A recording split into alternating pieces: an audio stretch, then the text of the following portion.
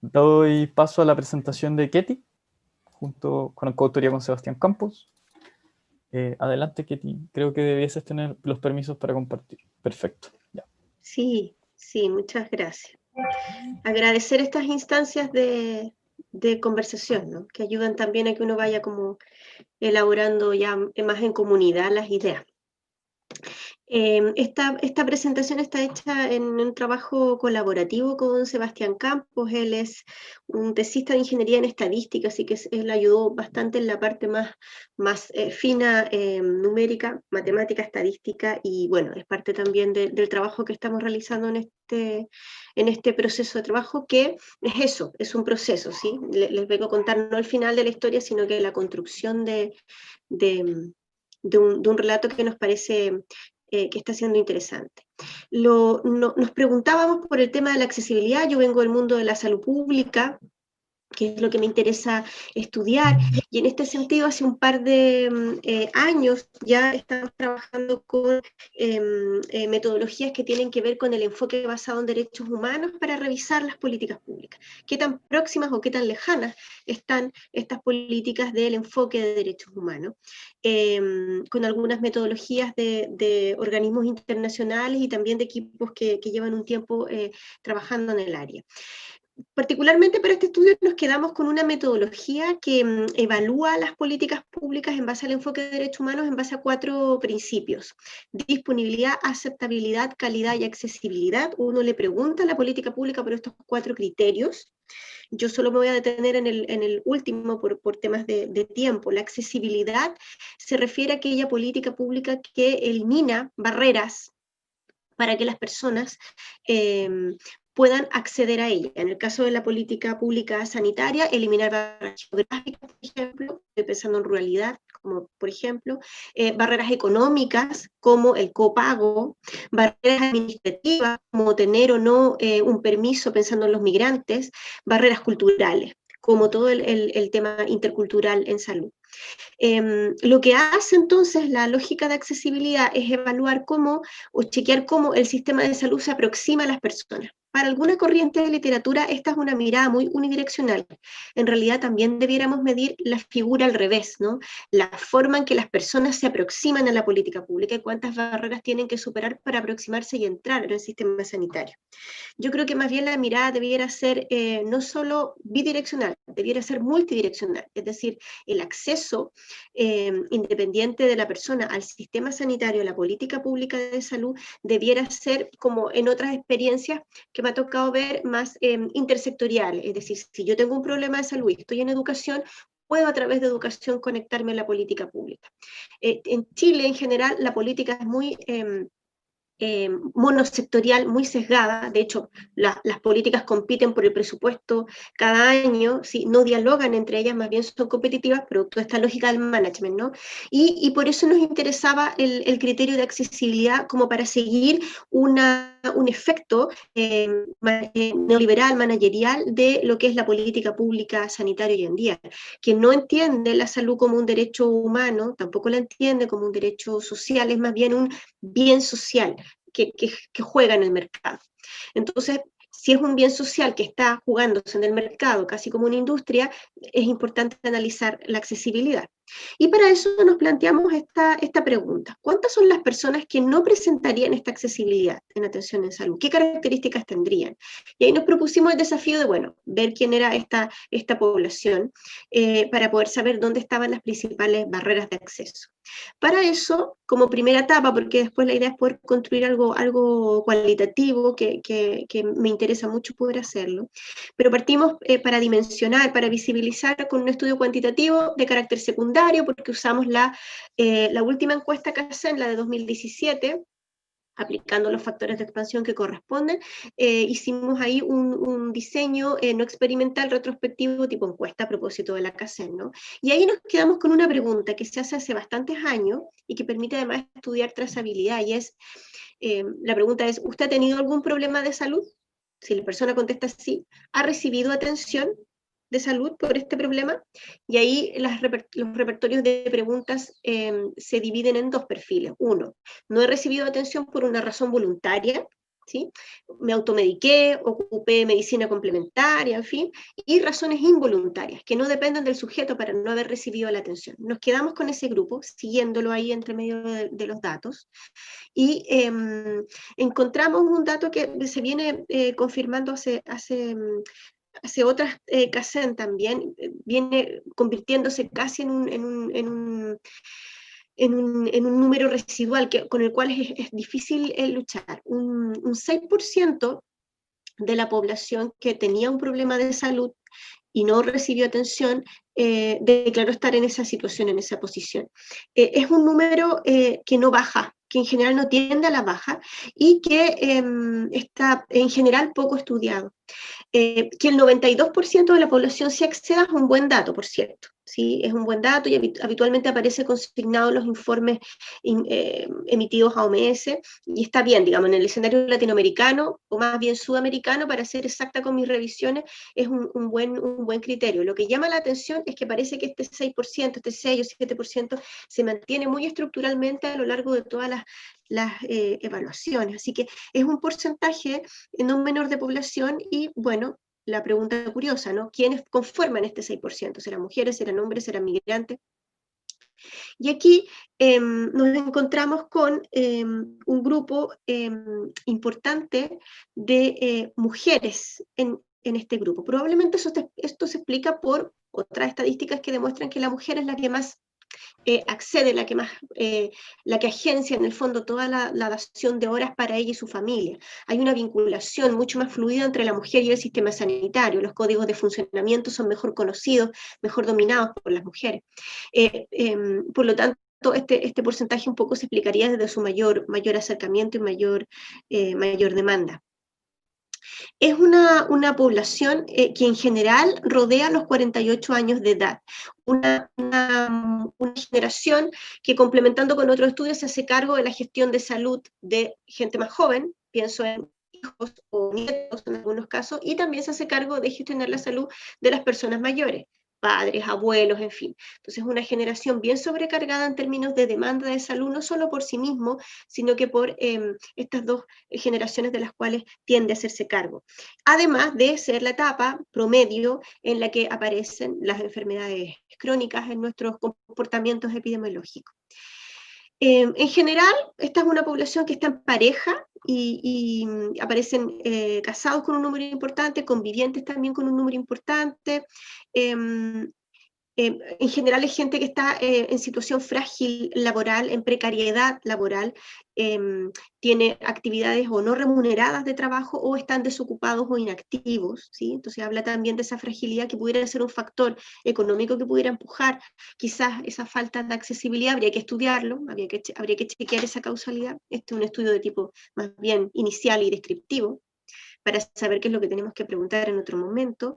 La escolaridad también, entre la escolaridad básica y secundaria está el grupo principal, y lo que nos pareció como dato más relevante, con eso nos vamos a quedar para seguir estudiándolo, es que luego de la población migrante, que ya está bien publicada, bien evidenciada, de hecho este año Ollarse y Cabieses publicaron un paper que también lo consigna, la población migrante es la que forma de manera importante este porcentaje, el 6%, la población transsexual o no binaria también declara un porcentaje importante de quedar fuera del acceso a salud, y el tercer grupo, esto es importante decirlo porque no está tan publicado ni tan evidenciado, la población o la gente en situación de discapacidad, que es bastante complejo, porque además es una población que demanda mucha atención, que la requiere, producto de su situación de discapacidad. Entonces, que conforme uno de los tres grupos que están mayormente presentes en este porcentaje de población que no accede es complejo. Dentro de las personas en situación de discapacidad, los que presentan números más relevantes respecto a esta inaccesibilidad, encontramos a las personas con situación de discapacidad motora, ¿no? De movilidad, dificultades para movilidad, mudez o dificultades del habla y sordera, ¿sí? Estamos más bien en el espectro de discapacidades de tipo físico. Y mientras nos preguntábamos todo esto fue al inicio del año, ¿no? Nos preguntábamos todo aquello, aparece la pandemia, nosotros estábamos en esta discusión, ¿no? Que la población de discapacidad esté siendo uno de los grupos más importantes con barreras para acceder a la salud, vulnera convenciones de carácter internacional que Chile ha ratificado desde el 2008 en adelante, como la Convención para los Derechos de las Personas con Discapacidad. La ley 20.422, que establece normas de igualdad de oportunidades para personas en situación de discapacidad, la ley de deberes y derechos en salud, que marca un poco las prácticas de los usuarios y las usuarias y usuarias. Bueno, y finalmente nos empezamos en ese momento de la reflexión con el equipo, empezó a aparecer el contexto de pandemia y nos encontramos en que estos mismos cuerpos legales decían que frente a una situación de emergencia sanitaria, de lo que más había que preocuparse es que las personas en situación de discapacidad tuvieran condiciones protegidas de accesibilidad, es decir, debiera ser un grupo prioritario por la política sanitaria porque requieren en el fondo esta doble priorización. Quisimos empezar a reflexionar en relación al tema de pandemia, COVID y personas en situación de discapacidad, y bueno, la realidad nos planteó en la cara el ejemplo. Justo en el momento de esas reflexiones y esas preguntas, nos encontramos con un caso, y aquí viene una preliminar reflexión cualitativa que queremos hacer, un estudio de caso probablemente que estamos proyectando respecto a una situación que probablemente recordarán, dada el 3 de junio de este año, en donde una familia denuncia públicamente en los medios de prensa que un hombre de 38 años con síndrome de Down muere de COVID por no haber accedido a un respirador, a un ventilador respiratorio, y que se esgrimía que una de las razones para su no acceso era precisamente su situación de discapacidad.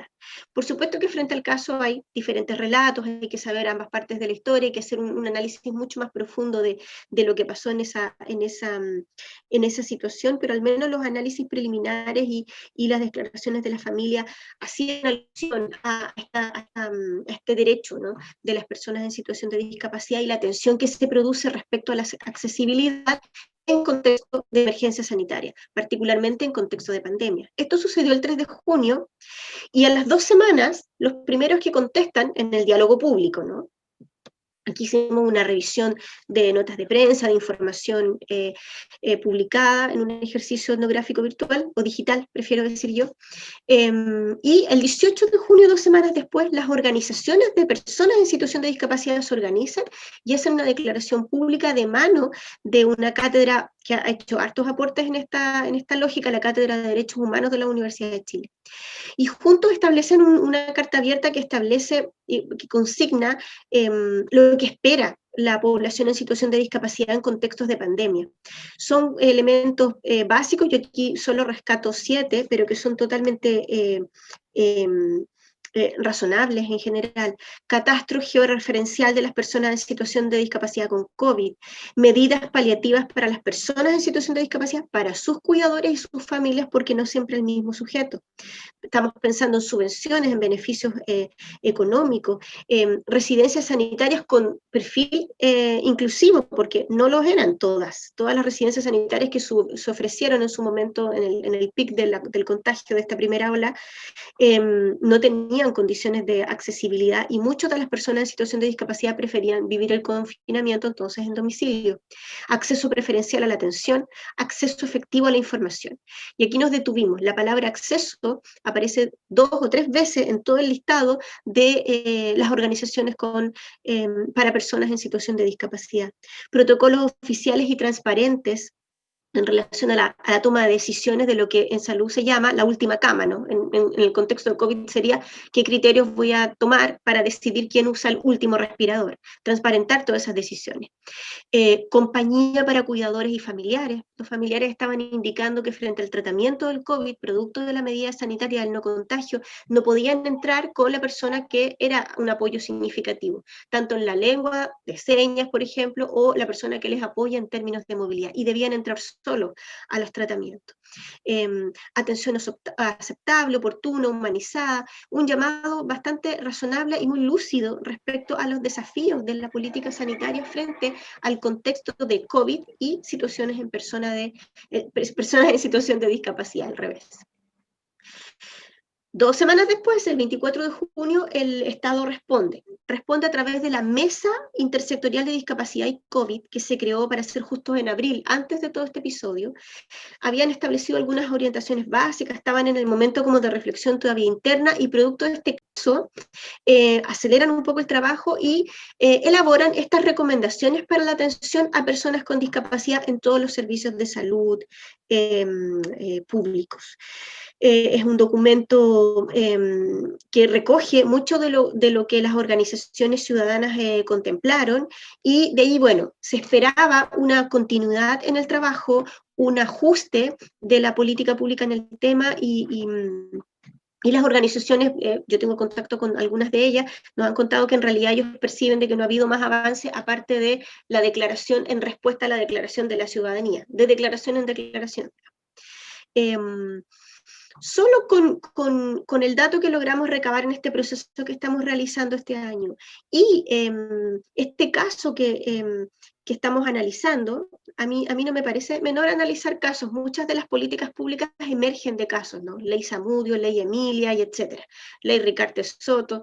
Lo casuístico parece que es una metodología bastante usada para la construcción de políticas públicas reactivas, sobre todo en el ámbito sanitario, que es lo que más conozco.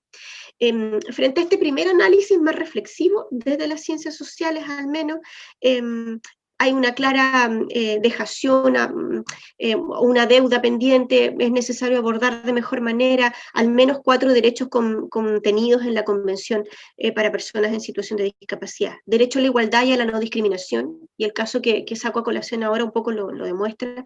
Derecho al respeto a la dignidad. Dignidad para ellos tiene que ver poder estar acompañados con la persona que les ayuda a traducir, por ejemplo, la lengua. Derecho a la accesibilidad, que está en pleno cuestionamiento además, y derecho a la salud. Entonces la pandemia vino a subrayar una situación que nosotros estábamos justamente estudiando hasta antes de este estallido sanitario. Frente a la pandemia y la accesibilidad, el cruce de estos dos temas, nos preguntábamos un poco cómo explicar esto, cuáles han sido las medidas que la política pública ha ido tomando en relación al cruce de estos dos temas, la discapacidad y el COVID-19. Y creemos que han habido medidas que están centradas en un primer lugar en enfoques biomédicos y no biopsicosociales, es decir, las decisiones están muy concentradas en lo patológico, ¿sí? La enfermedad, la curación, antes que un fuerte ejercicio preventivo, con un abandono bastante fuerte de todas las otras implicancias económicas, sociales, de salud mental que implica el proceso pandémico. Una segunda característica del abordaje de la pandemia, siempre desde los ojos de las personas en situación de discapacidad, es que han tenido un enfoque muy individual, no comunitario, no territorial, ¿sí? Las comunidades, por cierto, sí han tomado medidas autogestionadas para hacer trabajo colaborativo, pero la política pública ha ido de individuo en individuo, ¿no? De contagiado en contagiado, o de riesgo de contagio en contagio. Hemos perdido la capacidad de gobernanza, ¿sí? De involucrar la participación de las personas de manera individual y comunitaria en la toma de decisiones para enfrentar la pandemia como un problema colectivo que pudiéramos solucionar en diálogo ciudadano. La tercera característica presente que vemos desde las lógicas de discapacidad es la gestión hospitalcentrista, no teniendo lógicas de territorio en un principio. De hecho, la APS, la atención primaria de salud, se dejó al margen de todos los dispositivos sanitarios y de recursos en la primera fase del enfrentamiento de la pandemia. Luego el equipo de APS, que es el que está en los barrios, el que conoce a la población de manera más específica, toma un rol protagónico. Siempre estuvo atendiendo, por cierto, siempre igual lo asumió como un foco de atención importante. Y finalmente, pone en el centro el sistema de salud, ¿sí? Hablábamos mucho de cuántos respiradores tenemos, cuántas residencias complementarias teníamos, pero no hablábamos del sujeto en el medio, ¿no? El discurso en general, en términos de contenido, situaba en el centro los recursos, las materialidades que tenían que ver con lo sanitario más que la persona. Y se nos pierde la intersectorialidad, pensando en personas en situación de discapacidad. Personas en discapacidad y situación de calle, personas en discapacidad mayores, personas en discapacidad y mujeres, cuidadoras o cuidadas, personas en situación de discapacidad en infancia o en juventud, se perdía un poco esa interseccionalidad. Estas son ideas que pudiéramos a lo mejor considerar para una, ojalá no llegara, pero una posible segunda ola, ¿no? Temas que debiéramos a lo mejor reflexionar y considerar para mejorar la calidad de las medidas sanitarias implementadas. Y como cierro con esta idea, desde las reflexiones que estamos haciendo, efectivamente la pandemia es una situación excepcional, pero que significa un importante aprendizaje para los tiempos post-pandémicos que van a estar ahí. En ese sentido, si lo cruzamos con la posibilidad de un diálogo ciudadano respecto a una nueva constitución, pueden significar unos muy positivos avances en relación al derecho a la salud, que es de lo que finalmente estamos hablando cuando hablamos también de accesibilidad, oportunidad, garantía del Estado.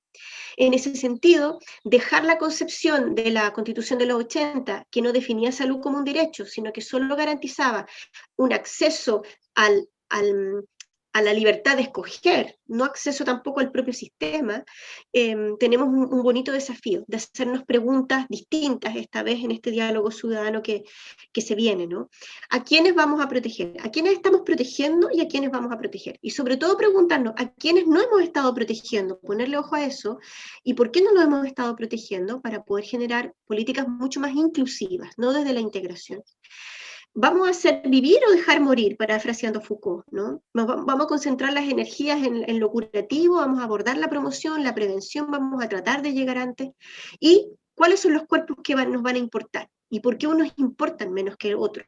Al momento no solo de una decisión de última cama, último respirador, sino que al momento de diseñar o repensar los derechos sociales como la salud dentro de una nueva constitución. Ahí hay grandes desafíos y que el caso de las personas en situación de discapacidad y su deficitaria accesibilidad nos dan bastantes aprendizajes a considerar. Gracias. Muchas gracias, Ketty, su presentación. Muchas gracias, Ketty. Me sumo a lo Ignacio. Ahora podríamos pasar a la segunda presentación, que lleva el título un poquito. The Politics of Coronavirus in Chile, de José Miguel Cabezas, que ya veo que puede compartir pantalla, así que me dejo muteado. Adelante, José Miguel. Gracias.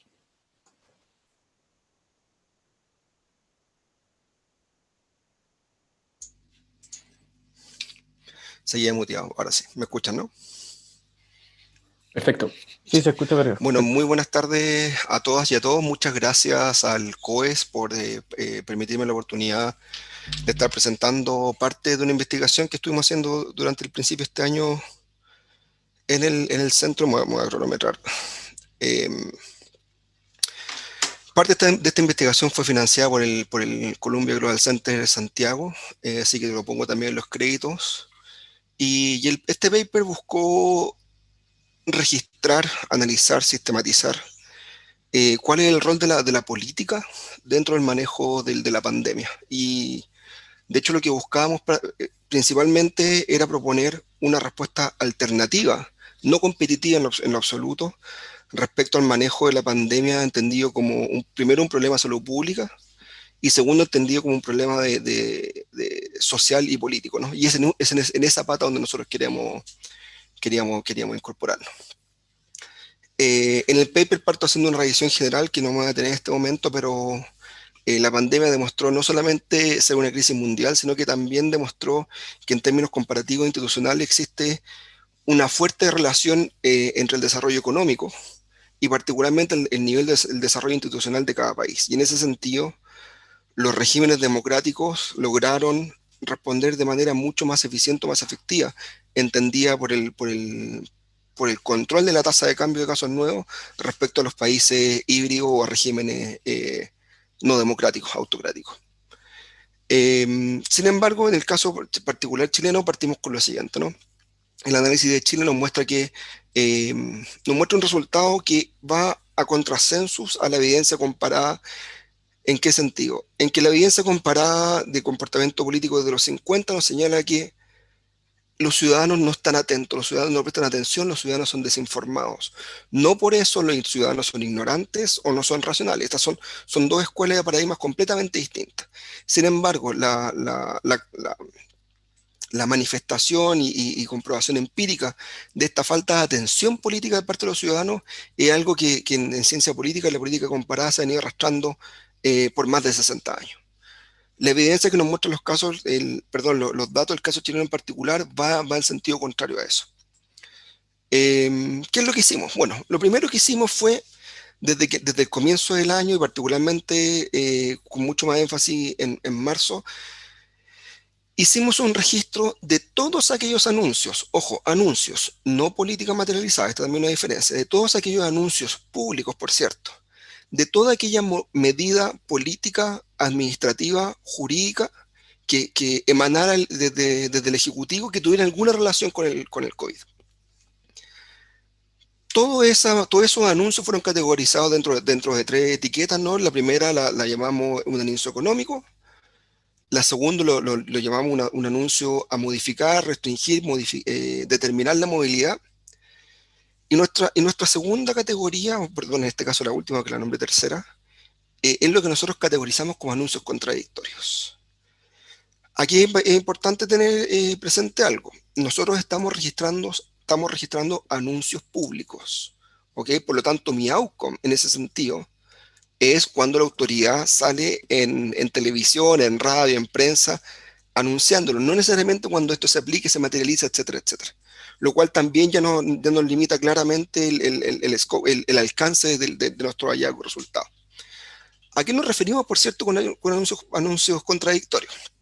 Los anuncios contradictorios, aquí tengo bastantes ejemplos, es como, por ejemplo, cuando el ministro de Educación llama a sus hijos a enviar a clases, siendo que los casos estaban completamente descontrolados. Cuando en marzo 3, recién al principio de esto, el presidente Piñera dice, estamos preparados para impedir que esto se propague.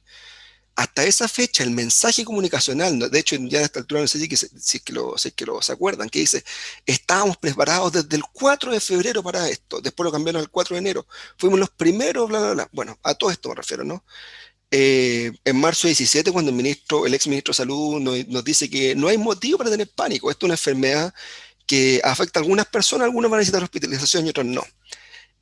¿Para qué decir esto lo más enfático? ¿No? Chile está mucho mejor preparado que Italia. El ministro Mañalich sale en televisión, en una entrevista en vivo, diciendo, no vamos a hacer Italia. Y Tonka Tomisic le pregunta de vuelta y le dice, no vamos a hacer Italia. Es decir, ni siquiera había espacio para diálogo. Luego ya, no sé, en abril 19, en cadena nacional, cuando el presidente nos dice que tendremos que aprender a vivir con esta nueva normalidad, cuando en abril 24 el gobierno llama a tener un plan de retorno seguro para los empleados públicos,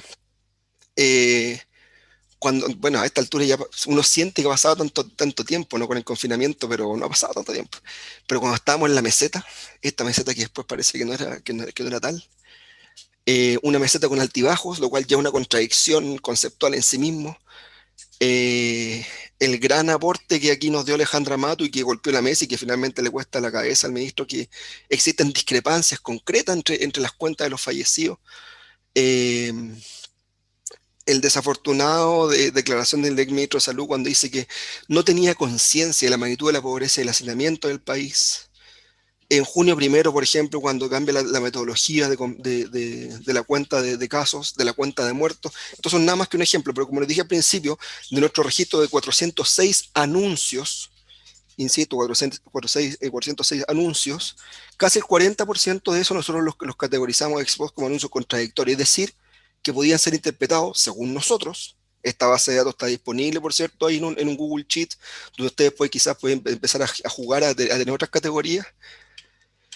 Y dijimos, bueno, ¿cuál es el efecto de este anuncio? Respecto primero, entendiendo que esto puede tener un impacto en el número de casos de contagiados, ¿no? Entonces, en el paper lo elaboro de mejor medida, pero aquí hay ciertas restricciones también econométricas que son importantes tener presente, ¿no? Estamos analizando un comportamiento de datos que una serie de tiempo, que es un modelo altamente autorregresivo, que si uno lo analiza el cambio diario es demasiado shifty. De hecho, la línea negra continua indica que va cambiando demasiado, que probablemente una forma de empezar a matizar o suavizar ese comportamiento es la media móvil de los 7 días, que es lo que se usa Move this window away from share. Me salió un mensaje que no sé qué es lo que es. Se sigue viendo bien, ¿no? Se ve bien, Ya. sí. No sé, me salió un mensaje que no sé muy bien qué es lo que significa. Lo vemos también, pero no hay problema. Ya, primera vez que lo veo, perdón. Perdón, por lo tanto tiene hartas restricciones econométricas, las decisiones tomadas en términos empíricos están detalladas en el paper, pero esta es una forma de aproximarse, ¿no? Y luego metimos esto a la juguera, un modelo de regresión lineal simple, donde la estructura y el modelo de serie de tiempo está controlado, perdón, sí, de serie de tiempo está controlado única y exclusivamente en esta tabla, con el número de días, los números de días con el segundo polinomio al cuadrado. Para empezar a capturar este comportamiento, tenemos modelos en los apéndices que puede ser autorregresivo, distintas combinaciones de arima, de medias móviles, etcétera, etcétera, etcétera. ¿Y qué es lo que vemos aquí en un principio? Que en términos agregados, perdón, que en términos generales, tanto los anuncios de medidas económicas como de reducción o cambio en la movilidad no tuvieron un efecto directo, necesariamente, pero sí lo hicieron los anuncios contradictorios, ¿no? Y eso nos da cuenta de lo siguiente, que las personas efectivamente ponían atención, escuchaban lo que estaba pasando, incorporaban información del entorno. Y este es el salto de fe que estamos haciendo nosotros como investigadores, ¿no? Cambiaban su comportamiento y este comportamiento tenía como producto un cambio en el contagio. Ok, insisto, esto es el santo de fe y este es el vínculo que tenemos nosotros los datos. No es necesariamente directo, pero luego entrego distintos análisis que quedan en la misma línea. Por lo tanto, este primer hallazgo, ¿no?, de esta sistematización de anuncios y medir la forma en que los individuos se comportan de alguna forma con el número de casos, nos da la primera luz y la primera señal que la responsabilidad política de la autoridad, respecto a sus anuncios, respecto al resultado de la pandemia, es directo y es evidente, ¿no? Y por lo tanto aquí estamos hablando en pasado prácticamente. Esperemos que la segunda ola no nos golpee como Europa. Tiene una responsabilidad política mucho más allá de la responsabilidad que puede tener desde el punto de vista de la salud pública. Y ya después de todos estos meses podemos tener evidencia que efectivamente la pandemia se manejó mucho más como un problema político, como un problema de salud pública. Evidencia de esto es la que el ministro de Salud se ha demorado tanto tiempo en entregar los correos, por ejemplo. Otra forma de medir este mismo proceso, y que esto es otro mecanismo que utilizamos, utilizando la información de Google respecto a la movilidad de los individuos, utilizando una de las variables que es la movilidad respecto de los hogares. Tienen 5 indicadores, distintos tipos de movilidad. A través del tiempo esto se ha ido desagregando mucho más. Cuando hicimos esto estaba solamente a nivel de región, a nivel país-región. Hoy día está a nivel de provincia, por ejemplo, pero en ese tiempo no estaba hecho. Y uno de los grandes anuncios que se hizo al principio el gobierno, que hizo en particular el presidente un día domingo en la noche, entendiendo que estábamos en esta meseta, ¿no? Y que de hecho esto es lo paradójico. Si uno toma la serie de tiempo, sea en el software que sea, y hace un modelo naive o anticipado de la serie de tiempo y proyecta los datos hasta del 20 de abril en adelante, la pendiente efectivamente da la baja. Sin embargo, si uno se pone un poquito más duro en términos econométricos y empieza a modelar de otra forma, la incertidumbre que genera el modelo predicho es tan alta que sería difícil jugárselo por algo. Entonces aquí también hay que darle un poco de espacio y pensar en explicaciones alternativas, ¿no? Yo asumo que alguien aquí en el MinSal modeló esto a la rápida, metió los datos y efectivamente la curva le daba la baja y le dio espacio al presidente para que hiciera este anuncio, que en el día de mañana, bueno, en 3 días más, los empleados públicos iban a volver de a poco a su puesto de trabajo. ¿Cuál es el efecto de esto en los ciudadanos? Bueno, en el gráfico anterior se puede ver efectivamente que hay un aumento de casos importante, que son este salto.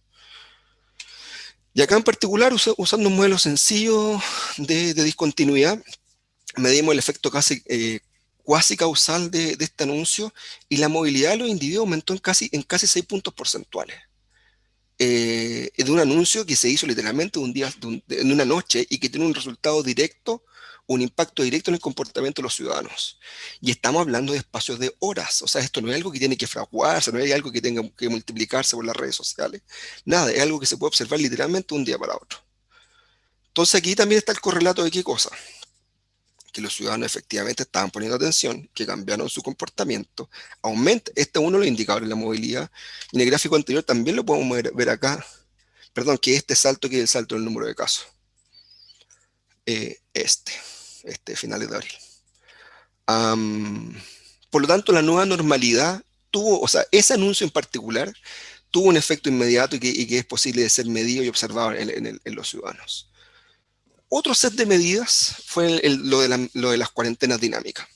Desconozco completamente por qué se le llaman dinámicas, sin embargo, estamos hablando de las cuarentenas. Y aquí ya me quedan 8 minutos, me quedan 2 cosas más. Estoy analizando los casos únicos exclusivamente hasta julio 24, porque después de eso se cambió la forma en que se estaban registrando, perdón, se cambió la forma en que se estaban aplicando las cuarentenas. Me enfoco en la tercera columna, particularmente en la región metropolitana, porque es donde se concentró no solamente donde está el mayor porcentaje de personas por región, sino que también donde mayor se aplicaron las cuarentenas. Y esto, insisto, incorporando distintos modelos, distintas estimaciones, distintas formas de modelamiento. Al final del día, cuando la serie se modela como una serie donde solamente se permite una curva, que es lo que se ve en el gráfico, nos vemos que las interacciones, tanto entre estar cuarenteneado de pobreza y entre estar cuarenteneado y hacinamiento, tiene resultados perversos en el número de casos. Y eso es resultado perverso mucho mayor en la región metropolitana, que es una de las regiones más desiguales que tenemos en el país. Por lo tanto, la cuarentena dinámica, insisto, es muy fácil hablar de esto una vez que ya pasó todo este tiempo, tuvo resultados muy desiguales dependiendo particularmente de las características propias de cada comuna. Y de los datos que incorporé yo en este modelo es particularmente tanto el hacinamiento y medido como lo mide el INE, ¿no? Que son la primera medición de hacinamiento son 2,5 personas por habitación en cada hogar. Y los porcentajes de pobres, que es la medida que tiene un lag de 2 años de la CACEN, que es la que entrega el CINIM o el INE, como donde quieran sacarlo. Vemos que como resultado, cuando en una comuna pobre y con hacinamiento a la gente se le confinaba, los casos se multiplicaban así, siendo que en otras comunas donde las características eran la inversa, efectivamente para las personas los casos disminuían o la tasa de cambio cambiaba, por lo tanto sí existía una concepción de protección, entendido en el outcome del número de casos. Por lo tanto, el aplicar esta cuarentena dinámica, que al final del día no tenía nada de dinámico, era un modelo único aplicado a distintas comunas, tuvo resultados súper perversos, súper distintos dependiendo de las comunas, y hoy día entendemos, o podemos decir con la evidencia, que efectivamente la cuarentena dinámica debería haber sido dinámica y haber sido muy distinta según el tipo de comuna con la que se estaba intentando controlar la pandemia. Luego, una de las decisiones finales que hizo el Ejecutivo, no finales, pero una de las más potentes que hizo el Ejecutivo fue prácticamente poner el lockdown o la cuarentena total en la región metropolitana. De hecho, el Gran Santiago estuvo completamente cuarenteneado, parte de él también sigue cuarenteneado hasta hoy. Y sí vemos, y de nuevo utilizando los datos de Google respecto a la movilidad, que esto tuvo un efecto directo también en la reducción de la movilidad de las personas, y que con el mecanismo causal y este salto de fe que estamos dando en mi investigación, la reducción de la movilidad en general, en promedio, reduce el número de contagios, siendo que ya vimos recién en el modelo de cuarentenas que la reducción de la movilidad en comunas pobres y en comunas con alto nivel de hacinamiento tiene un efecto multiplicador. Nuevamente redujo el número de casos, y aquí el nivel de movilidad. Y por lo tanto, en promedio podríamos esperar que los números de contagio se redujeran. ¿Qué es lo que podemos ver acá también que es importante? Que en la primera parte de la continuidad, que hasta antes que salgan anuncios, en general la gente estaba empezando a salir mucho más que antes. Ojo, en estos dos modelos, no lo digo acá, yo elimino tanto el sábado y domingo y los días feriados, por ejemplo. Hubo fin de semana largo, etcétera, etcétera. Eso está detallado en el paper. Pero también esto es importante, esta curva, ¿no? Que en un plazo de una quincena, de 2 semanas, que es la segunda parte de la discontinuidad, claro, los individuos ponen atención, reducen su comportamiento, pero también hay un efecto inmediato, pero ese efecto a través del tiempo se va perdiendo, por lo tanto los refuerzos deben ser continuos. Y por lo tanto, si es que efectivamente se buscaba reducir la movilidad a través del tiempo y no solamente en 3 o 4 días directos recién hecho el anuncio, ese tratamiento debe haber sido aplicado mucho más sistemáticamente y de forma mucho más seguida. Y eso no lo observamos los datos. Por lo tanto, si es que cuando uno observa los datos y agranda los parámetros, esto es nada más que un parámetro gráfico, y agranda el tiempo de comparación, se da cuenta que la curva a la derecha vuelve al mismo nivel previo a abril y lo supera. Por lo tanto, se observa un efecto directo e inmediato en el cambio de los comportamientos de los individuos, pero los individuos, de la misma forma que obtuvieron la información previa, en la indicación de quedarse en su casa, van actualizando su información y simplemente cambian su comportamiento de manera bastante rápida. Finalmente, ¿qué es lo que podemos ver con esto? Que claro, que frente a una segunda ola podríamos estar mucho mejor, vamos a estar mucho mejor preparados si es que seguimos este tipo de indicaciones. Yo lo digo también con salvedad, y lo dije desde el principio, es mucho más fácil decir esto ex post que mientras estamos en plena pandemia. A favor de esto, tengo que decir que la primera versión de este paper fue el 1 de julio, o sea, cuando todavía estábamos, de hecho fue justo antes que empezara la reducción de la curva, entonces información sobre la mesa había, perdón. Y en términos de mi expertise, en términos de comportamiento de los individuos, en términos comparados, tengo una evidencia bastante, un dispositivo, una evidencia bastante importante. Uno que me muestra un resultado completamente contradictorio a 70 años de política comparada y de respecto de tratar a los individuos como si fuesen, no ignorantes, pero como que si no les importara nada, como que si no prestaran atención, y eso no es así. Y también lo segundo, creo que es sumamente importante plantear el límite de esto, ¿no? Esto en ningún momento busca dar una respuesta que reemplace al manejo de salud pública en la pandemia. Esto nada más que explicar el resto de la varianza que aquí hacen explicar de este proceso y entender que la política tiene un rol tremendo, tuvo un rol tremendo y por cierto lo va a seguir teniendo. Muchas gracias. Muchas gracias, José Miguel. Muchas gracias también. Ahora entonces podríamos pasar a nuestra última presentación, que lleva de título La participación ciudadana en salud en contextos de la crisis sanitaria, por Miguel Barrientos. Así que, Miguel, puedes compartir pantalla. Y adelante, Miguel, con tu presentación. Muchas gracias. ¿Me ves ahí? ¿Está correcto? ¿Me escuchas? Se ve súper bien. Y se escucha bien. Perfecto. Bueno, yo no veo a nadie, pero vamos a dar adelante. Acá está. Bueno, la ponencia que yo voy a presentar acá tiene que ver con la participación ciudadana en el contexto de la crisis sanitaria y principalmente sobre la posibilidad de que las comunidades organizadas puedan ser de alguna manera partícipes en las políticas públicas a propósito de la pandemia, y bueno, y no solamente a propósito de la pandemia, a propósito de cualquier evento de magnitud macro, como esta pandemia de COVID-19. Yo pretendo en el fondo destacar algunos resultados de una investigación que yo hice hace unos años, 2017, 2018, sobre participación comunitaria en salud. Digo yo, destacar resultados que potencialmente, y subrayo eso, potencialmente, puedan aportar a comprender el eventual papel de la participación ciudadana en las políticas públicas sanitarias en contextos de pandemia o en emergencias de tipo sanitario, ¿ya? Esto, bueno, la verdad que a mí me costó un poco encontrarle el sentido a esto, pero bueno, los compañeros la compañera Katia, Ketty, que presentó recién, y José también me dieron algunas ideas de que la verdad que es muy importante el tema sobre la participación ciudadana. ¿Sí? Ketty hablaba sobre, a propósito de las barreras de accesibilidad, hablaba sobre el foco individual y no comunitario, y también sobre sin diálogo ciudadano, y José hablaba sobre de que la gente escucha y comprende, o sea, los ciudadanos no están pintados, digamos, tienen un papel aquí que cumplir, y yo creo que de alguna manera la posibilidad de incluir la participación ciudadana en las políticas públicas, sobre todo de salud en pandemia, es muy importante, sobre todo cuando se está hablando de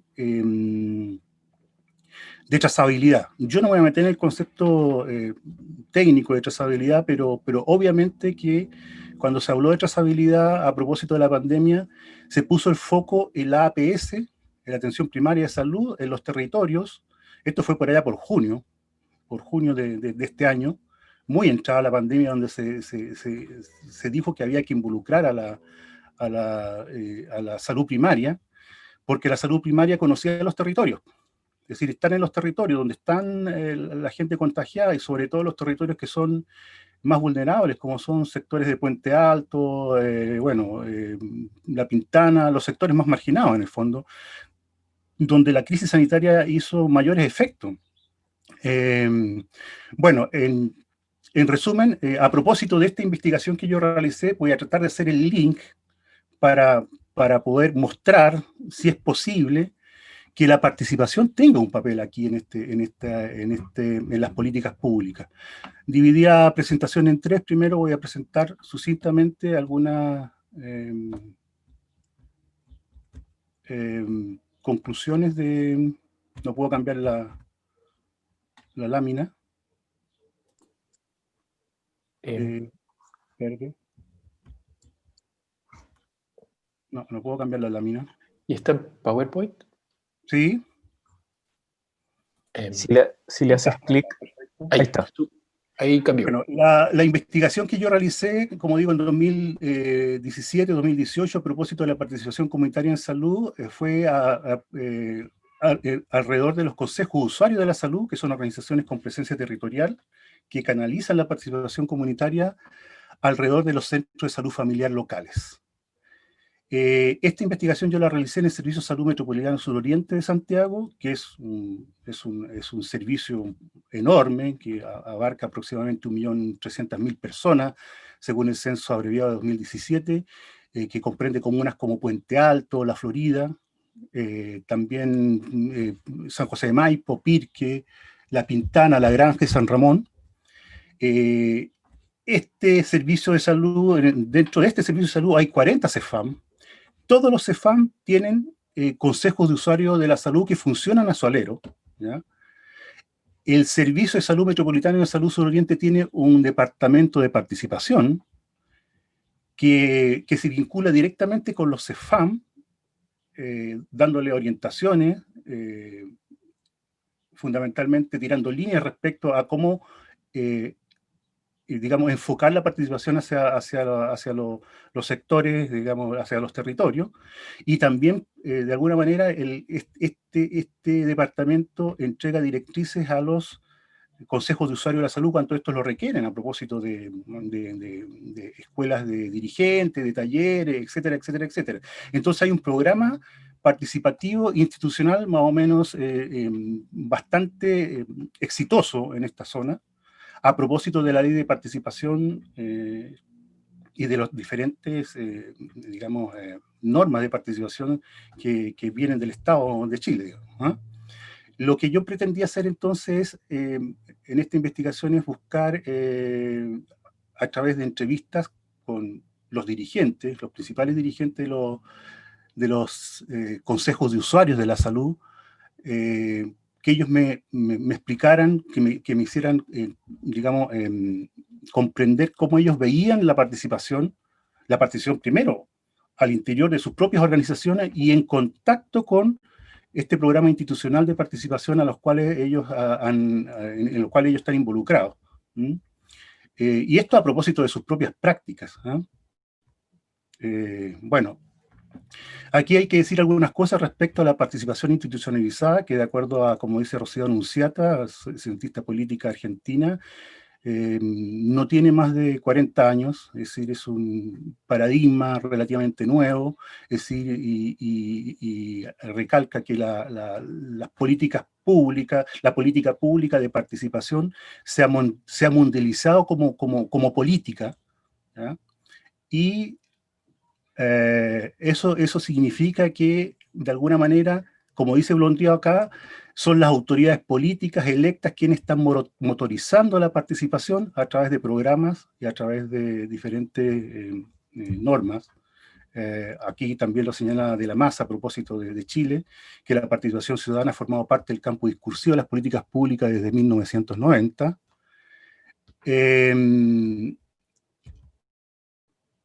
Y como también subraya la SECPRES, en 2012 recién, la participación forma parte de un proceso de redefinición de la relación Estado-sociedad, que es fundamental para la construcción de democracia y ciudadanía. Es decir, hay un paradigma institucional de participación que además se instala este paradigma institucional a partir de los años 80, que muchos hacen coincidir con el advenimiento del neoliberalismo, fundamentalmente a partir de las directrices del organismo de crédito internacional, Fondo Monetario Internacional, BID, Banco Mundial, etcétera, que promueve la participación sobre todo en los proyectos de inversión como una forma de proteger también los recursos públicos.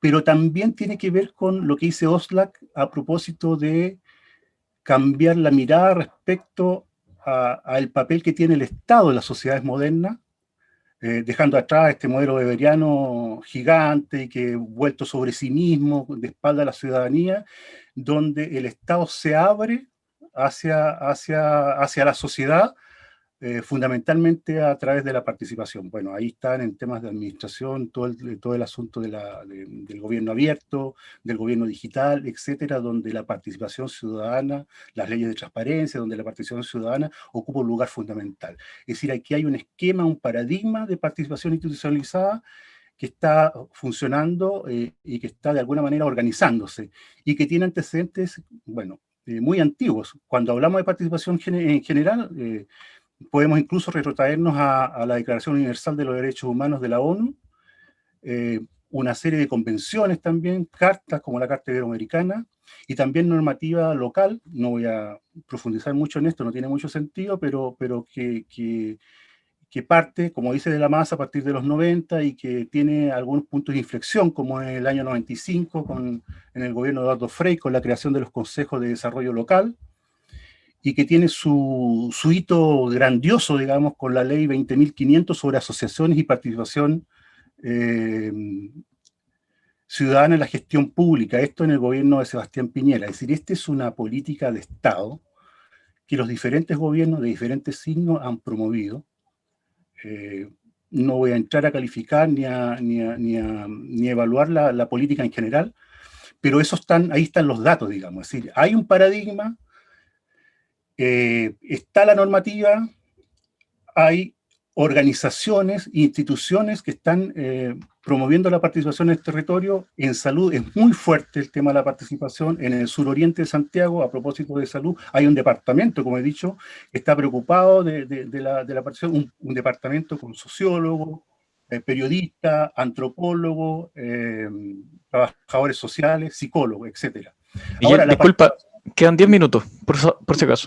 La participación en salud tiene algunos antecedentes, como son, por ejemplo, en Alma Ata, que es una conferencia realizada en Rusia el año 78, donde planteaba que el vínculo con la comunidad es una fuente de bienestar. Eso se recoge a propósito del cambio de paradigma acá en Chile, de los consultorios a los CEFAM. Los antiguos consultorios se transforman en CEFAM.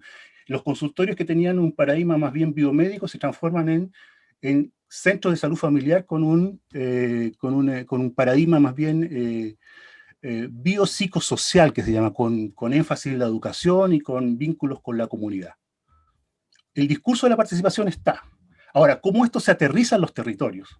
Y eso es lo que me interesa a mí recalcar para ver si hay alguna posibilidad de que la organización territorial tenga algún papel, no sea solamente, digamos, algo que está escrito, pero que no tiene ningún asidero, o sea, es puro discurso, no tiene un vínculo empírico con la materialidad en los territorios. Yo pregunto, ¿es posible perfilar algún tipo de protagonismo de los sectores populares y las comunidades locales organizadas en el plano de la salud, específicamente en el contexto de pandemia? ¿Es posible eso? Bueno, a partir de los resultados de esta investigación que yo realicé, pretendo dar una respuesta a esto, que son resultados, entre otras cosas, que son muy actuales, son hace 2 o 3 años. Aquí yo, de alguna manera, resumo en esta foto, que yo la tomé, resumo lo variopinto que significa la participación a nivel local, a nivel comunitario, a nivel del territorio, ahí en la población, digamos, en la pobla. Este es un resumen, más bien es una amalgama,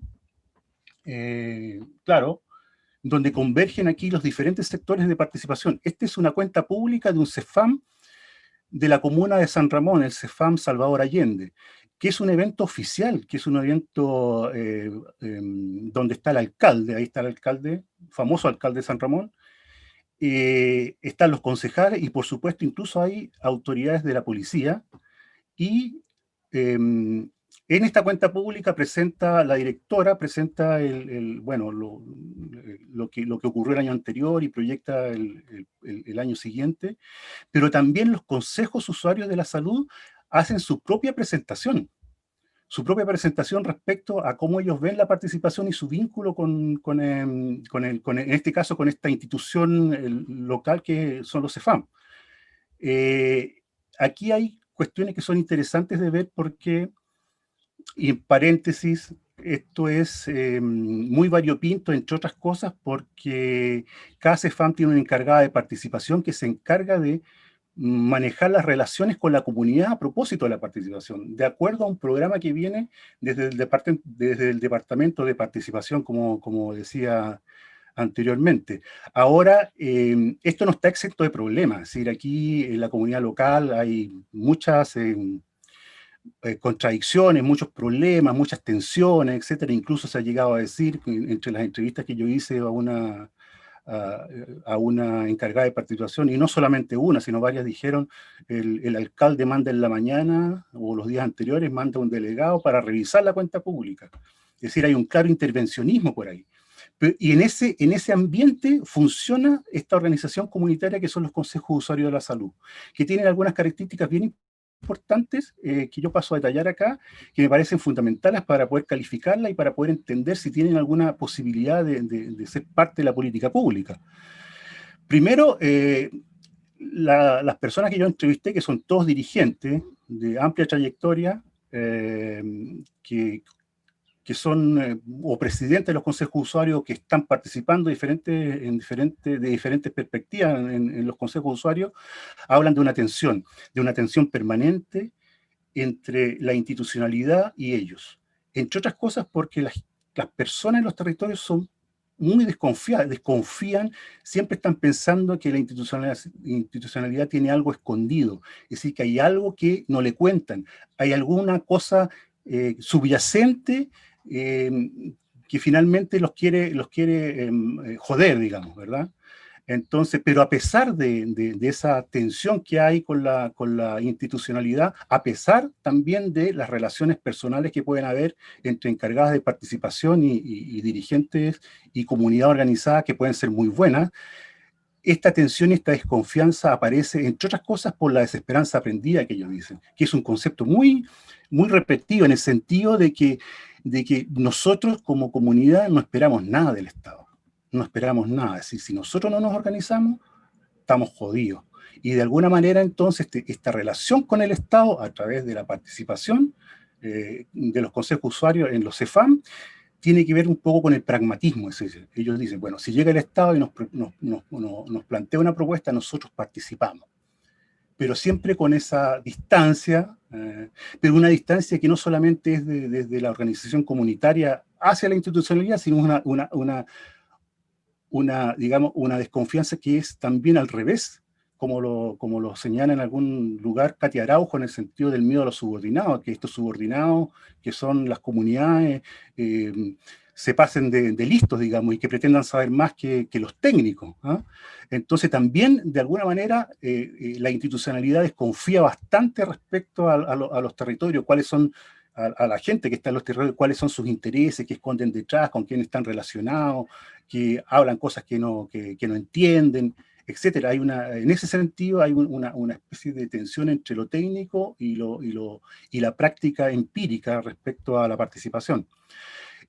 Bueno, ahí yo creo que hay que poner acento también en el tema de la autonomía, es decir, ellos son muy celosos, todas las organizaciones, todos los consejos de usuarios son muy celosos de su autonomía y de la horizontalidad de sus relaciones, es decir, este tema de la horizontalidad ha calado en el territorio. Es decir, los dirigentes se deben a sus bases y no es un discurso solamente, porque permanentemente tienen que estar validando su papel. Y esa autonomía tiene que ver también con ponerle freno al posible intervencionismo, ya sea directo o solapado, que viene o ya viene de la institucionalidad, fundamentalmente por los sesgos que tiene la institucionalidad, los encargados de participación, y también por el intervencionismo directo muchas veces de la municipalidad, digamos. Entonces ellos son muy celosos de protegerse respecto a esto y de participar en las actividades institucionales, pero de una manera en que ellos lo definen, digamos. Ellos dicen, nosotros definimos cómo vamos aquí en la parada. Y nosotros, además de participar en instancias como las del CEFAM, tenemos proyectos propios con respecto a la comunidad, que son nuestros proyectos y donde la institucionalidad no tiene nada que ver. Es decir, nosotros somos una organización autónoma. En esto tiene muchísima importancia lo que son las trayectorias personales. Es decir, fundamentales. Es decir, las trayectorias personales de los dirigentes, que son muchas veces personas ya de edad, mayores de 50 años o incluso de 60 años, tiene una importancia fundamental en el sentido que ellos traen un relato antiguo, incluso desde tiempo de la dictadura, donde ponen a la organización como un elemento fundamental para poder abordar las problemáticas que ellos tienen ante, digamos, el abandono que hace el Estado de los territorios. Es decir, el Estado no está presente, y cuando está es para cooptar y para destruir. En general, ese es el tipo de desconfianza que también estaba viendo yo a propósito del marco teórico. Katia Araujo lo plantea muy bien en su libro El miedo a los subordinados, y en otros libros de la desconfianza permanente de la gente respecto al Estado, porque el Estado primero no te aporta, y cuando aparece el Estado es para reprimirte o de alguna manera cooptar lo que tú estás haciendo. Miguel, queda un minuto. Ya, entonces, bueno, fundamentalmente voy a decir yo respecto a los dirigentes, digamos. Los dirigentes tienen a propósito de las trayectorias personales, dicen cosas fundamentales. Yo fui dirigente, conozco desde el MinSal hacia abajo, hasta el organismo más básico. Tengo muchos años en esto, dice otra dirigente, los conozco a todos. Fui concejal de la comuna, he sido presidente, soy pobladora. Otro dirigente dice, yo fui presidente 14 años, conozco el tema, sé de lo que estoy hablando. Y finalmente, por ejemplo, Patricio dice, no estoy por casualidad, estoy desde los 17 años de la participación. Finalmente, como conclusión, yo puedo decir que en lo específico, en el plano de la salud, las organizaciones tienen fortalezas y tienen una estabilidad que son, la verdad, que son bien impresionantes, porque son organizaciones que llevan muchísimos años, llevan 5, 6, 8, 10 años, y bueno, y por otro lado tienen la fortaleza de la trayectoria de sus integrantes, que conocen muy bien el territorio, que es un conocimiento de lo local que va más allá de la geografía, que conocen cómo funcionan las personas. Entonces ellos dicen, claro, la atención primaria de la salud, dicen que conoce los sectores, que conoce el territorio, pero la verdad es que nosotros somos los ojos de la atención primaria de la salud. Es decir, un agente territorial, estatal, institucional, no puede ver la realidad sin nuestros ojos. Entonces tienen una racionalidad práctica que es donde entienden la medicina y la salud como un fenómeno social, donde ellos pueden, más allá de lo técnico, hay un conocimiento que es muy, muy interesante. Y finalmente yo concluiría para afirmar que es muy importante la presencia de las organizaciones territoriales en las políticas públicas, a propósito de lo que dicen estos dirigentes. Dice, nosotros aspiramos a ser propositivos y obviamente a ser vinculantes. Creo que se tiende hacia allá. No sé cuánto se demore, pero vamos hacia allá. Es decir, ese es el propósito, ese es el ideal que tienen a nivel comunitario. Y finalmente, como dice la señora Bernardita, dice, como Quijote, nos gusta esto y aquí estamos. Ya, muchísimas gracias. Gracias, Miguel. Gracias, Miguel. Bueno, teniendo concluidas las exposiciones, el siguiente paso de la sesión es pasar al comentario de Ignacio Madero, que está presente ahí. Y luego también lo importante es poder plantear preguntas. Si es que entre los expositores también quieren hacerse preguntas mutuamente, también se puede. Y adelante, Ignacio. Gracias, Julio. Bueno, primero que todo, les agradezco a Ketty, José Miguel y Miguel por sus presentaciones. Creo que es súper importante darse este tipo de espacios, un poco de abstracción de la rutina diaria de estar en pandemia y abstraerse, como decía, y pensar en lo que ha pasado en estos meses y también en cómo aspectos que son poco visibles, como por ejemplo cuestiones asociadas al manejo a la aproximación de políticas públicas utilizadas, a la ausencia o escasez de participación ciudadana, o también en anuncios erráticos, ¿no? O contradictorios, como decía José Miguel, han afectado, o hay una alta probabilidad de que hayan afectado el estado actual de las cosas. Así que muchas gracias por promover ese tipo de reflexiones. Yo la verdad es que le puse mucha atención a sus presentaciones y más que hacerles preguntas, me gustaría como escuchar un poco más de reflexiones respecto a cuestiones que se nos vienen. A mí, bueno, y es una pregunta para los tres, me gustaría que intervinieran los tres. La evidencia de los países, por así decirlo, que van un poco más avanzados en la pandemia, en el sentido de que experimentaron el primer caso antes que nosotros, ¿no? Con meses de anticipación, nos está mostrando ahora que una segunda ola de contagio está instalada.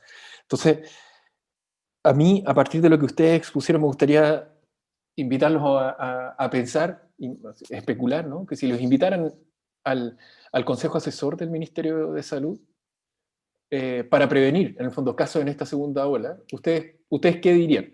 Y me gustaría como que fuera una reflexión súper concreta respecto, o lo más concreta posible en términos de medidas, ¿sí? A propósito de estos antecedentes conceptuales que ustedes han expuesto en esta presentación. ¿Qué es lo que se ha hecho hasta el momento que ustedes dirían en términos concretos, porque es una reunión con políticos, ¿no? O con asesores expertos que tienen que tomar medidas pronto y concretas? ¿Qué es lo que ustedes sugerirían?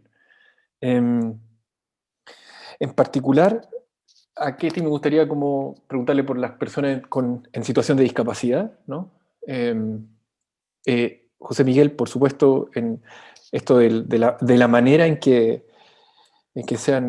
se plantean los anuncios, y por supuesto a Miguel en términos de la participación ciudadana. Solo para José Miguel me gustaría que agregara un par de detalles técnicos que no me quedó claro de su presentación. Lo primero es que en alguna de las tablas, si entendí bien, se analizaron 400 anuncios y en alguna tabla vi un N de 117. Entonces me gustaría si pudiera brevemente explicar a qué refería, por qué 117 y no 400, y lo otro, también súper técnico y breve, la escala de medida de movilidad, entendí que iba de 0 a 100, era un porcentaje, si entendí bien, pero ¿qué es lo que mide efectivamente? ¿Cambios en la movilidad? ¿Y qué es el 100% y qué es el 0% en ese caso? Eso. Entonces, Ketty, por favor. Sí, gracias, Ignacio. Primero comentarles que está Sebastián Campos en el chat también, con quien trabajamos juntos estos datos y juntos descubrimos esta población en situación de discapacidad que tiene estos problemas de accesibilidad y que en contexto de pandemia evidentemente se vio subrayado, así que tenemos que seguir trabajando. A mí, en relación a tu pregunta, me surgen dos cosas. Uno, en términos generales, no solo para las personas en situación de discapacidad, para el tema de participación que justamente exponía recién Miguel. Sí, Miguel. Y tiene que ver con el criterio de territorialidad para la política pública. ¿Por qué? Porque en términos de participación comunitaria frente a la pandemia se han hecho muchas cosas. La propia comunidad ha autogestionado cordones sanitarios, no impuestos por el MinSal, por ellos mismos, para cuidar sus propios territorios. Solo como un ejemplo. La comunidad funciona con otros códigos de territorio, con otros límites administrativos del territorio, que no siempre coinciden con los límites administrativos legales que establece el Estado. Entonces hay para empezar, una incongruencia entre cómo vamos a definir el territorio. Las ciudades definidas como zonas de sacrificio lo saben muy bien, ¿no? Pareciera que la contaminación llegara hasta este límite porque aquí termina la ciudad y en realidad hay 2 o 3 ciudades conviviendo con el mismo problema. Me parece que las medidas en general no están abordando la lógica territorial desde un sentido mucho más real, sentido, significado por las propias personas. Las cuarentenas que José Miguel describía, estas cuarentenas dinámicas o pseudodinámicas, también están establecidas bajo lógicas de comuna, y la gente pasa de una comuna a otra para ir a trabajar, para ir a dejar a las personas a las atenciones de salud. Hay mucha movilidad por el tema del cuidado que está invisibilizado. Ayer en la mesa había una exposición en relación a este punto, y esa movilidad producto del cuidado fuera de pandemia y con pandemia está invisibilizado, porque yo me traslado para cuidar a una persona con dependencia física, por ejemplo, en situación de discapacidad, o mi mamá que es mayor y necesito dejarle los medicamentos, y ese tránsito tampoco está considerado. Parece que nos sitúan a todos en nuestro hogar. Entonces, las medidas familiarizantes en exceso tienen un tremendo efecto en términos del rol de las mujeres, en el que no me voy a entrar porque es muy largo, pero en términos del abordaje comunitario, a propósito de lo que decía Miguel, me parece que hay un debe. Hay un problema y entendemos territorio de manera distinta, no estamos leyendo cómo la comunidad sí está haciendo cosas, la estamos invisibilizando y superponemos criterios territoriales que no siempre coinciden con cómo la persona realmente vive. Un Estado subsidiario lejos de lo que pasa en lo cotidiano en el territorio. Eso a nivel general, y en términos de las personas en situación de discapacidad, ellos mismos lo han comentado, nos falta un modelo social inclusivo para tomar estas medidas, no integral, no de integración. Y ser integral, basar la política en una mirada de integración y de inclusión son mundos distintos. Cuando yo integro, digo, ok, tú eres distinto, mira, voy a diseñar algo distinto para ti, para que te puedas apoyar, ¿no? La inclusión es, ok, todos somos distintos, pensemos una ciudad, pensemos una medida sanitaria que considere la diversidad, no solo en términos de situación de discapacidad. Entonces, me falta un modelo social para diseñar las medidas, que tengan siempre esa variable posible, no como un factor de cuota más, como se está pensando a propósito de los diálogos constitucionales más adelante, sino que efectivamente diseñarnos de manera más inclusiva. Y ahí me parece que es clave la gobernanza, otros le llaman acción social política, otros le llaman Contraloría Social. Y esto tiene que ver con lo que mencionaba Miguel, participar. Participar puede ser desde doy mi opinión, voto, hasta controlo, hago Contraloría Social, controlo, evalúo lo que hace el Estado. No veo nada de eso. No hay una escucha, un diálogo con lo que está pasando en la ciudadanía. Eso explica, entre muchas otras cosas, el estallido que se superpuso a esto. Entonces no tenemos práctica de escucharnos y dialogar. Ahí la gobernanza, no tenerle miedo de que podemos cogobernar, es una invitación que las personas en situación de discapacidad están consignándose hace mucho tiempo, para no tener un lugar especial para ellos, sino que para ser parte de todo lo que es la construcción de la organización que tenemos como sociedad. Yo diría que al menos en principio esas dos pistas. Ahí después, si Sebastián quisiera agregar algo más, lo dejo también abierto. Gracias. José Miguel. Sí, bueno, parto con lo primero, ¿no? Que esto como del policy. Bueno, lo primero es que efectivamente tener un manejo política pública basado en datos y en la evidencia, que ha sido la gran pugna que ha habido con respecto al Ejecutivo y que hoy día los tiene en tribunales. Por lo tanto, es súper fácil también decirlo, pero no hay que olvidar que al tener un manejo político, la evidencia nos ha demostrado que se quisieron esconder datos, la serie de tiempo que yo manejo en un momento se ven abruptamente cortada porque cambia la metodología de conteo de un día para otro, por lo tanto, demandando y esperando mucha más sistematización y transparencia desde las instituciones, ser mucho más consistente con los datos. Lo segundo es que los anuncios tienen que ser, bueno, ¿cuántas veces hemos escuchado, ¿no?, que hay problemas de comunicación, de objetivo de mensaje, ¿no? Que los anuncios tienen que ser unificados, centralizados y consistentes, porque no puede ser que la misma autoridad un día salga diciendo una cosa y el otro día diga algo contradictorio, porque efectivamente las personas ponen atención y reaccionan a esos cambios de información del entorno. Y lo tercero, con respecto a la tercera política, sería que la cuarentena dinámica efectivamente sea dinámica, es decir, que sea distinta de una día y otra, y no que sea una cuarentena dinámica en la etiqueta, pero que sea completamente monótona o unívoca en la aplicación. porque ahí la brecha, el quiebre entre la etiqueta y lo que se realiza es total. Se le llama cuarentena dinámica, siendo que es una cuarentena unívoca, monótona, y eso no, y la evidencia nos indica que hay que tener completamente presentes las características propias de cada unidad territorial para aplicar políticas públicas. Ahora, respecto a lo más técnico, efectivamente, lo que pasa es que por la premura del tiempo y porque yo también estaba muy acelerado, ¿no?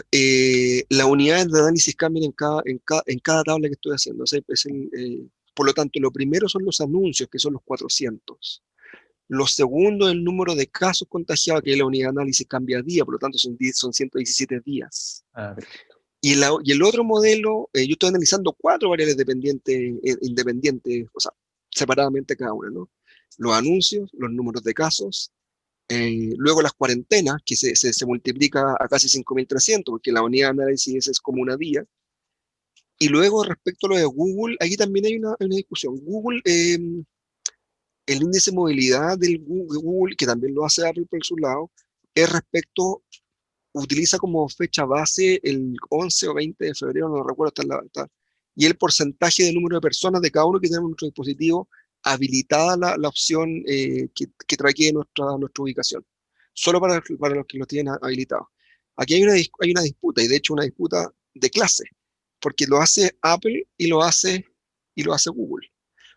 Google es Android, que tiene una penetración mucho más popular porque es más barato, y Apple es Mac y particularmente iPhone, que tiene una penetración en el estrato socioeconómico marginalmente más alto.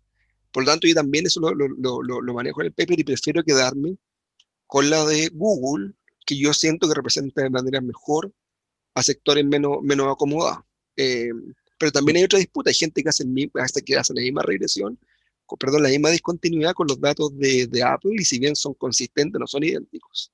Pero porque están viendo 2 Santiago, 2 Chiles distintos. Punto. Eso, gracias. Muchas gracias, José Miguel. ¿Miguel? Mira, yo diría algunas cosas respecto a esto. Si yo me enfrentara a la eventual posibilidad de conversar con los encargados de este tema, yo creo que aquí, primero, hay una perspectiva en la cual yo coincido con José Miguel, que es política, lo cual no me parece mal en principio, porque debiera ser política abarcadora, pero es una política que es mezquina, que es una política que buscó tener ganancias, digamos, es decir, reposicionarse después del estallido social. Por lo tanto, de alguna manera eso perjudicó muchísimo la política de poder abordar el tema de la pandemia.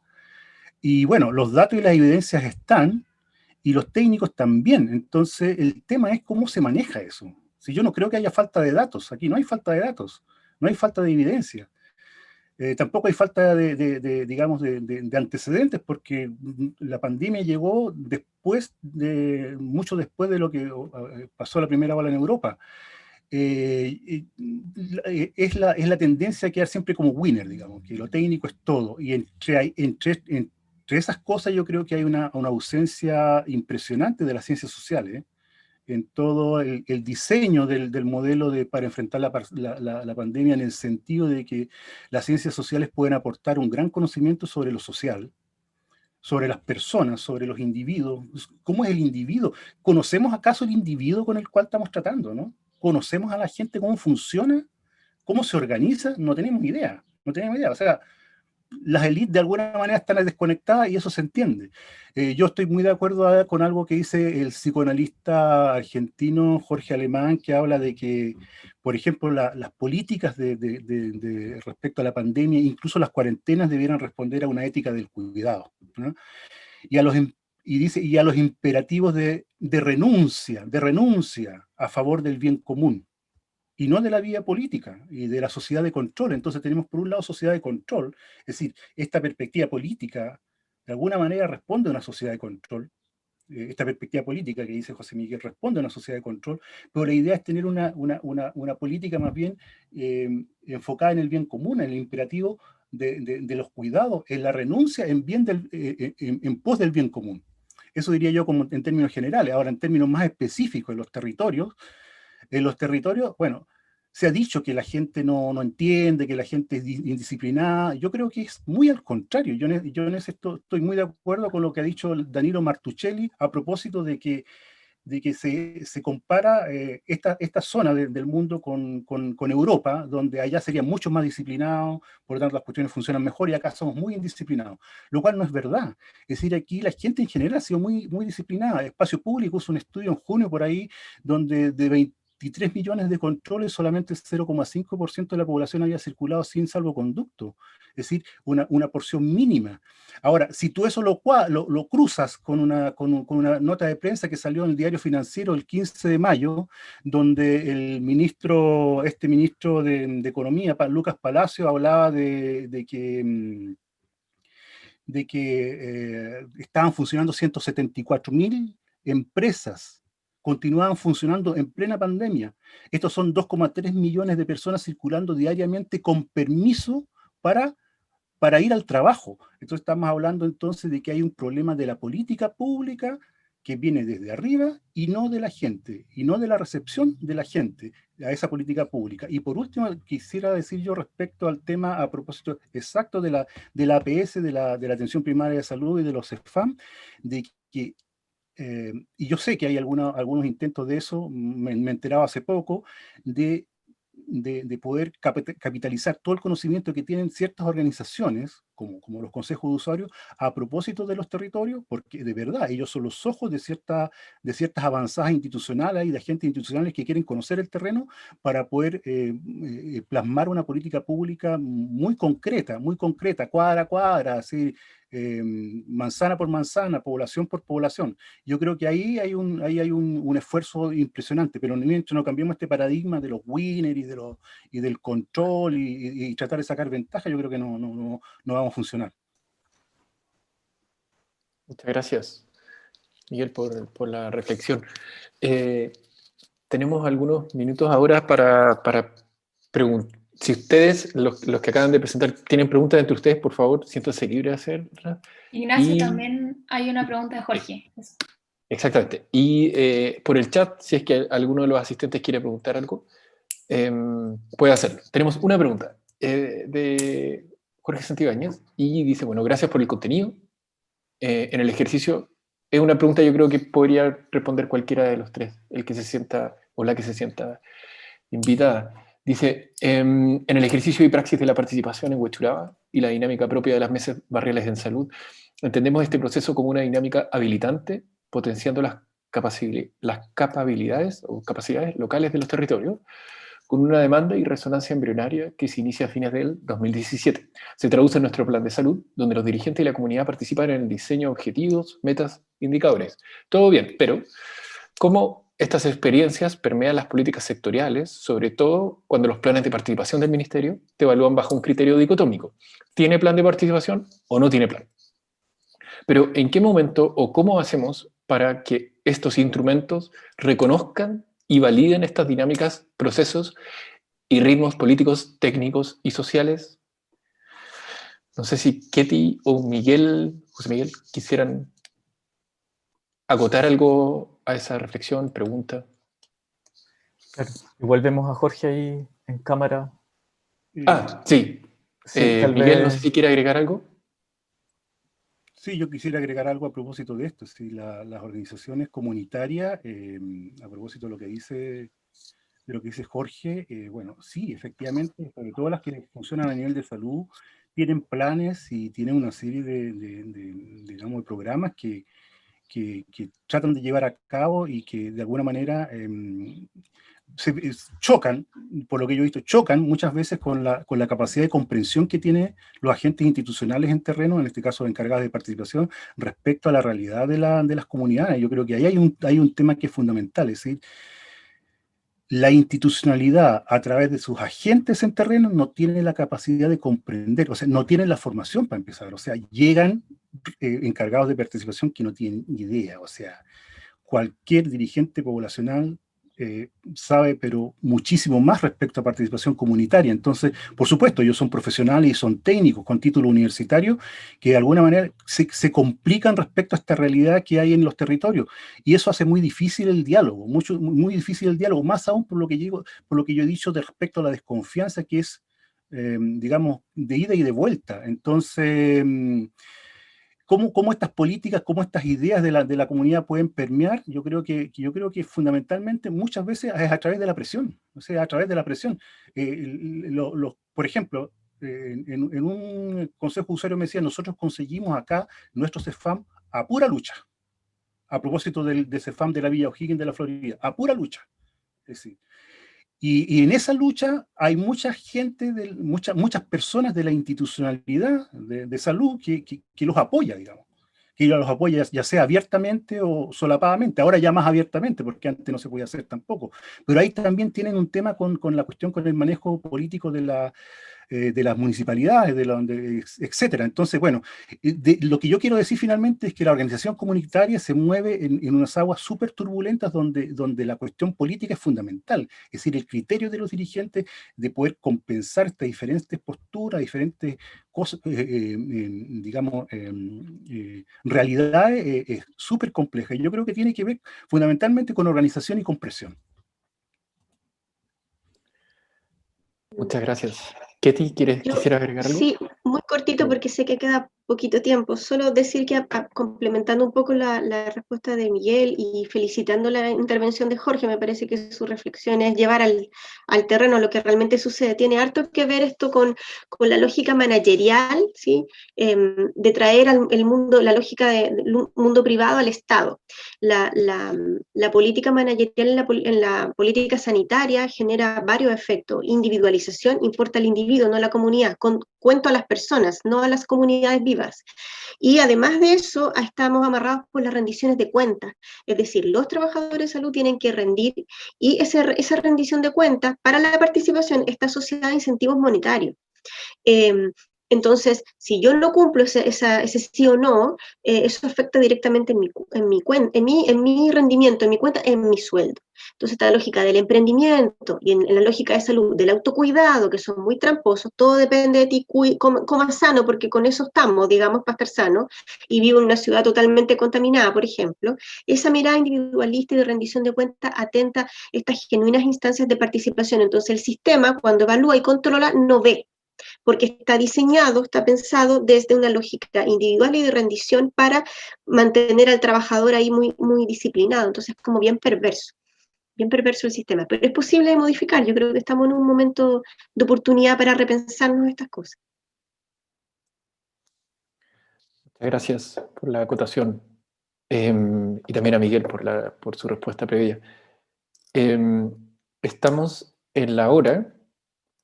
Quedan 2-3 minutos. Pero, José Miguel, por favor, si quisieras... Sí, no, claro. Perdón, quería sumarme a esta ronda de comentarios, ¿no? De hecho, la oportunidad hoy día, ¿cachai?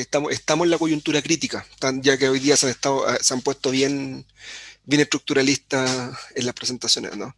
El momento de la coyuntura crítica es hoy día. Sea por el resultado de la pandemia, por la crisis política, por la crisis de representación y por el mismo resultado del plebiscito. Entonces también no sacamos nada con mirando el ombligo aquí en la academia, ¿cachai? Si es que esto no... De nuevo citando el estructuralismo, si es que esto no pasa del mensaje a la acción. Entonces el momento es hoy. No fue hace 6 meses atrás y no va a ser pasado mañana. Entonces también tenemos que ser súper conscientes de esa limitante, ¿no? Eso es lo que quería acotar a esta discusión. Muchas gracias, José Miguel. Julio, voy a cerrar y te doy el paso a ti. Una vez más, agradecerle a Ketty, José Miguel y Miguel por sus intervenciones. Gracias por hacernos reflexionar, por, como decía antes, abstraernos un poquito del ajetreo diario para pensar más sustantivamente lo que nos ha ocurrido todos estos meses. Los dejo con Julio, que me imagino que quieres avisar lo de la mesa. Exactamente. Muchas gracias, Ignacio. Y darle las gracias a Ketty, a José Miguel y a Miguel por sus presentaciones, que estuvieron muy interesantes. También lo personal me gustaron bastante. Y principalmente dado que igual ha habido una reflexión en torno a con respecto al rol de la que tienen las comunidades y los territorios sobre esto. Nosotros ahora a las 16:30 tenemos el panel de la sociedad civil, que si es que pueden verlo sería muy bueno, dado que igual mi impresión es que se conecta con lo que hemos estado conversando en este último rato, que se lleva como título Nueva Constitución frente a las profundas brechas territoriales. ¿Cuán importante es la visión política del territorio y cómo puede cambiar la visión del territorio con una constitución paritaria? Así que les dejo Ya lo respondimos invitados. en este grupo. Ya se respondió. Acá yo creo que hay muchas reflexiones y cosas prácticas también, que precisamente en esta mesa que es de políticas públicas, creo que es muy importante llevar esas reflexiones también a otros lados. Así que les dejo invitadas a las 16:30. El enlace está en el chat, por si lo quieren guardar para un rato más. Y bueno, y darles las gracias. Esta es la última mesa que nos toca moderar. Y darles las gracias a todos y a todas quienes presentaron y quienes asisten, a Ignacio por sus comentarios también, y a Antonia por su apoyo técnico durante todo el día. Muchas gracias a todos y a todas. Gracias, Julio. Muchas Que estén gracias muy a bien. todos. Que estén muy bien.